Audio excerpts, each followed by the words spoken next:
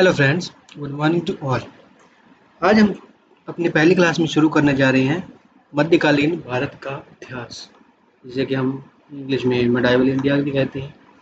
और आज हम इस क्लास में शुरू करने जा रहे हैं अर्ली मेडाइवल पीरियड, जो 650 ईस्वी से लेकर 1206 ईस्वी तक काउंट करते हैं। और आज हम अपनी पहली क्लास में पढ़ने जा रहे हैं Rajput kingdom. So guys, Rajput जो थे वो हर्षवर्धन के बाद, जो हर्षवर्धन का राज्य था, उसके बाद जो राजपूत थे वो एक पावरफुल फोर्स के सामने डोमिनेट होकर नॉर्थ इंडिया में आए और उन्होंने लगभग 500 सालों तक राज्य किया। उन्होंने लगभग 700 ईस्वी से लेकर 1200 ईस्वी तक अपना राज्य किया। जैसे कि हम देखते हैं, चौहान आए थे, प्रतिहारा थे जिनको हम गुर्जर प्रतिहारा भी कहते हैं, पवार आए थे, चालुक्य थे, राष्ट्रकूटा थे, चंदेला थे, कालचुरी थे, गढ़वाल थे, तोमर थे जो हरियाणा और दिल्ली के आसपास बॉर्डर में जो होते हैं वो तोमर आए थे। और जो सबसे आखिरी में थे उनको हम गुहिलोटा और सिसोदिया ऑफ मेवाड़ कहते हैं। ये उनका टाइम पीरियड है जो कि 7वीं सेंचुरी से शुरू होकर लगभग 1930 ईस्वी तक चला है। ये उनकी कैपिटल थी। राजपूतों की जो मेन कैपिटल हम जो मानते हैं उसमें एक दिल्ली आ जाता है, एक कन्नौज हो गया, एक उज्जैन हो गया और एक चित्तौड़ हो गया। ये जो प्रमुख उनकी राजधानी थी ये वो थी। और ये जो उनके फाउंडर थे जिनके बारे में हम जानते हैं, जैसे कि वासुदेवा हो गया। वासुदेवा जो था वो चौहान डायनेस्टी का जो फाउंडर था वो था। नागभट्टा पहला था, उसने गुर्जर प्रतिहारा वंश की स्थापना की थी। इसके बाद जो था, जो सीख टू था जिसको हम श्री हर्षा भी कहते हैं, उसने पवार डायनेस्टी की शुरुआत की। इसके बाद जो आता है वो है मूल राजा पहला, जिसने कि चालुक्य डायनेस्टी की शुरुआत की। मूल राजा के बाद जो आता है उसको वो है दंतिदुर्ग। दंतिदुर्ग ने था जो राष्ट्रकूट डायनेस्टी थी उसकी शुरुआत की। दंतिदुर्ग को हम दंतिवर्मन टू के नाम से भी जानते हैं। इसके बाद आता है नानक चंदेला। नानक चंदेला था, उसने चंदेला डायनेस्टी की शुरुआत की थी। इसके बाद जो है कोकाला, कोकाला फर्स्ट, इसने जो था, इसकी जो राजधानी थी वो त्रिपुरी थी। और इसने कालचुरी और जिसको हम हाया ऑफ चेड़ी कहते हैं उस डायनेस्टी की शुरुआत की थी। इसके बाद आता है चंद्रदेवा। चंद्रदेवा जो था उसने गढ़वाल डायनेस्टी और राठौर ऑफ कन्नौज के नाम से भी जाने जाते हैं। और इसकी जो कैपिटल थी वो थी कन्नौज।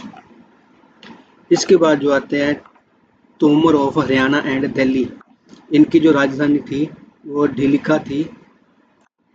इसके बाद जो आखिरी राजपूत राजा आते हैं वो थे बप्पा रावल हमीर फर्स्ट, जिन्होंने कि 8th सेंचुरी से लेकर 1930 तक इनको उत्तराधिकारी थे। उन्होंने 8th सेंचुरी से लेकर 1930 तक राज्य किया। इसके बाद हम आगे चलते हैं। जैसे कि हम सभी जो राजपूत साम्राज्य था वो आगे जाकर पार्टी में डिवाइड होने लगा, जिसके बाद अलग अलग डायनेस्टी बनने लगी। जैसे कि हम पहले देखते हैं, पालाल हो गए, प्रतिहारा हो गए, राष्ट्रकूट हो गए। तो इनके अलावा भी जो बच गए थे वो हो गए। सबसे पहले जो हम डिस्कस कर रहे हैं वो है पाला। जो पाला डायनेस्टी जो थी उन्होंने 750 ईस्वी से लेकर 1150 ईस्वी तक राज्य किया। इनकी जो हम राजधानी की कैपिटल थी उसको हम मुदगिरी के नाम से भी जानते हैं, जिसको कि आज के टाइम में मुंगेर कहते हैं, जो कि बिहार स्टेट में स्थित है। इसका जो फाउंडर था वो था गोपाला, जिसने कि 750 ईस्वी में इस डायनेस्टी की शुरुआत की थी। गोपाला के बाद जो उसका उत्तराधिकारी बना था वो था धर्मपाला। धर्मपाला ने जो नालंदा यूनिवर्सिटी है उसका जो कार्य अधूरा रह गया था उसको पूरा करवाया। उसके बाद उसने विक्रमशिला यूनिवर्सिटी की स्थापना की। इसके बाद जो पाला डायनेस्टी थी उस पे सेना डायनेस्टी ने आक्रमण कर दिया और इसमें अपनी जीत प्राप्त की। इसके बाद जो सेना डायनेस्टी का था वो लक्ष्मण सेन था, उसने अपना कारोबार अपनी चलाना शुरू किया। जो पाला डायनेस्टी के बाद जो सेना डायनेस्टी शुरू हुई और लक्ष्मण सेन की जो कोट पोइट था, दत्ता जो है वो एक बहुत ही फेमस कोट पोइट था लक्ष्मण सेन की कोर्ट में। इसके बाद जो आते हैं वो आ गए प्रतिहारा। प्रतिहारा को हम गुज्जर प्रतिहारा के नाम से भी जानते हैं, जिन्होंने कि 730 से लेकर 1136 तक राज्य किया। ये हम नक्शे में जो देख रहे हैं, जो ये ऑरेंज कलर का है, ये जो सारा एरिया गुर्जर प्रतिहारा के अंदर आता था। ठीक है, जो प्रतिहारा का जो हम शासक मेन थे उसका नाम था राजा भोज। राजा भोज जो था वो ग्रेटेस्ट रूलर था इस गुर्जर प्रतिहारा डायनेस्टी का, और वो कि एक विष्णु भगवान का भक्त भी, बहुत बहुत बड़ा भक्त था विष्णु भगवान का। इसके बाद ही उसने जो अधिवारा के टाइटल था वो ग्रहण किया। इसके बाद आते हैं राष्ट्रकूटा। राष्ट्रकूटा जो थे उन्होंने 752 से लेकर 973 ईस्वी तक अपना राज्यकाल संभाला। ये इसमें नक्शे में हम जो देख रहे हैं, ये जो साम्राज्य है ये राष्ट्रकूटों का है। इनका जो फाउंडर था वो था दंती दुर्ग, और हम पीछे पढ़ के आए थे दंती दुर्ग का दूसरा नाम था दंती वर्मन टू। दंती दुर्ग के बाद जो अगर आगे आने वाले उसके उत्तराधिकारी थे उनमें से मेन एक तो गोविंदा थ्री था और एक था अमोघ वर्षा। गोविंदा थ्री एंड अमोघ वर्षा जो थे वो ग्रेटेस्ट रूलर, बहुत ही प्रसिद्ध शासक हुए हैं इस राष्ट्रकूटा डायनेस्टी की।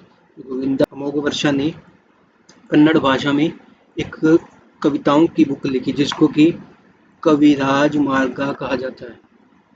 इसके बाद अमोघ वर्षा के बाद जो अगला शासक बना था उसका नाम था कृष्णा पहला, और उसने जो एलोरा में कैलाश मंदिर है उसकी स्थापना की।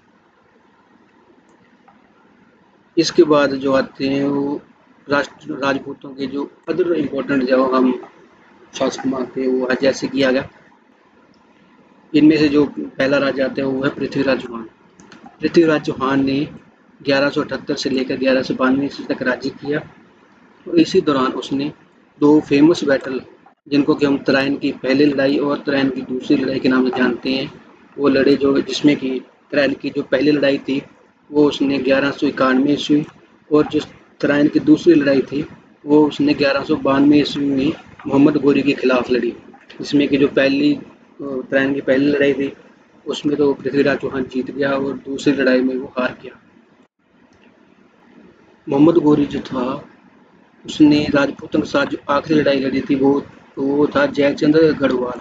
जयचंद गढ़वाल वो आखिरी राजा राजपूत राजा था जिसके साथ मोहम्मद गोरी ने आखिरी लड़ाई लड़ी, और इसमें भी उसने जीत प्राप्त की। मोहम्मद गोरी ने 1194 ईस्वी में चंदवार की लड़ाई जयचंद के साथ लड़ी और इसमें मोहम्मद गोरी जीत गया। इसके बाद जो राजा आते हैं वो हैं राणा कुंभा, और इसको हम सिसोदिया और रूलर ऑफ मेवाड़ भी कहते हैं। इसने 1433 से लेकर 1468 ईस्वी तक राज्य किया।